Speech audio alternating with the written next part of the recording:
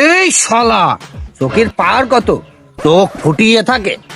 আজ হয় এই বাড়ি আমি থাকবো, আর না হলে অশান্তি থাকবো। এই শালা আমার ভাবির আমি দেখবো সারা পাড়ার লোকে দেখবে, তুই গায়ে হাত দেওয়ার কি না? ও সুমন্দি, বিয়ে করে সারাদিন দাওগে, চোখ ফুটিয়ে দাওগে। আগে তো জাটায় ঘু লাগাই পিটাইলাম, এবার চলাতে ধুয়ে ছেড়ে দিবা। এই শালা তোর মতো আবাল রে আর কি বুঝো রে, আমি তো ওই বুড়োদের বুঝতে পারলাম না। এই তা ওই রিদাউলির সাথে আমার কথা হচ্ছে না। এই শালা বুড়ো সুমন্দি, তোমার আমি পাঠাইছি কি রিদাউলির কাছে গল্প ঠাবাতি? তোমার আমি পাঠাইছি আমার বিয়ে ঠিক করার জন্য। আজ 3 মাস হয়ে গেল, তুমি যে বিয়ের বাড়াটাই ঠিক করতে পারোনি। এই জন্য নাকটাকে ঠাপিয়ে নি, এমনি তো কোনো লজ্জা শরম নেই, ওর নাকটাকে ঠাপিয়ে নি। ওর নাক থেকে আমার লাভ।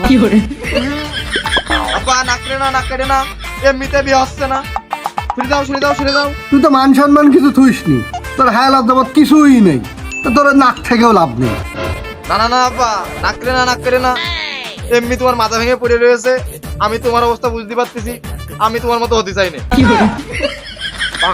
না না আব্বা, ওর নাক মুখ কাটা লাগবে না। লাস্ট ফিনিশিং চাপ আমার ঘরে আসবে না। ও ডাক্তারের কাছে দৌড়তে হবে না, বিয়ে হবে না, আমার বোর দিকে তাকাবে না। থাকবে আব্বা। এই বড় ভাই, এই রত আমার কথা কোনো গ্লাস দিলি? এই ঘটক নিয়েছি, ঘটকের সাথে কথা কর। কৃষির ঘটক রে, সরে যা, মাথা মাথা গরম আছে, সর। এই কৃষি ঘটক মানে বিয়ের ঘটক? পাগল ঠাবাস, তোরা সবাই বিয়ে শাদী করে উঠেছি, আর বিয়ে শাদী দিবে না? আচ্ছা, তোর সে ঘটক কই? মেয়ে কোন জায়গায় দেখেছে? আমি সেই রিজাউল ঘটক, তোমাকে ছেলের জন্য পশ্চিম পাড়ায় মায়ে দেখেছি। ছেলে নিয়ে কোনো টেনশন নেই, 10 লাখ টাকাও দেবে, মায়েও দেবে, ঘর জমেও রাখবে।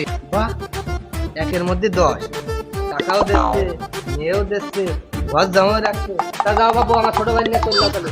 তা বাবু, তোমার বাপের সাথে একটু কথা বলে ভালো হতো না? ও বাপের সাথে কথা কওয়া লাগবে না, বাপ টাকার কথা শুনলে এমনি ফিরে হয়ে যাবে না। সুযোগ হাতছাড়া করা যাবে না, সুযোগ হাতছাড়া করলেই মিস। তা যাও বাপু, তোমরা যাও। আচ্ছা ঠিক আছে। আব্বা থাক, আজকের থেকে আমার কোনো ভাবিই নেই, আমার কোনো ভাইও নেই। আজকের থেকে ওর কোনো পরিচয় দেবো না। আজকের থেকে তুমি আর আমি আলাদা। এই বাড়ি আজকের থেকে ভাগ করে দিলাম। এই যে দাগ, আমরা দুজন এই পাশে, ওরা ওই পাশে, কোনো সম্পর্ক নেই ওদের সাথে আমাদের। আচ্ছা তা নাই হইল, তো তুই বুঝলি কি করে যে আমি তোর ভাগে? কারণ তুমি আমার আব্বা। হ্যাঁ, তাহলে আমার কি? তা আমি যদি তোর ভাগে পড়ি, তাহলে আবার রাইন্দে খাওয়াবেন কি? থাক, অশান্তির মোড়ো মারা গেছে। আগের মতন তারা থাকুক গে, আমি আমার বউ নিয়ে আমার মতন আমি থাকি। এ আজকে তো আমি তো ছেলে বলে মানি নে। আমি এই বড়টার ভাগে। যাক, আমি আজকের থেকে বুঝলাম আমার তো ভাবি ছিলই না। আজকের থেকে আমার ভাইও নেই, আমার বাপও নেই, আমি একা। তোমরা ওই পাশে আর আমার পাশে আমি একা। এই তোর খানিকক্ষণ আগে আমি কলাম না, আমার কোনো ছেলে নেই, তোর কোনো পরিচয় নেই, তোর আমার ভাগ কনতে আসি।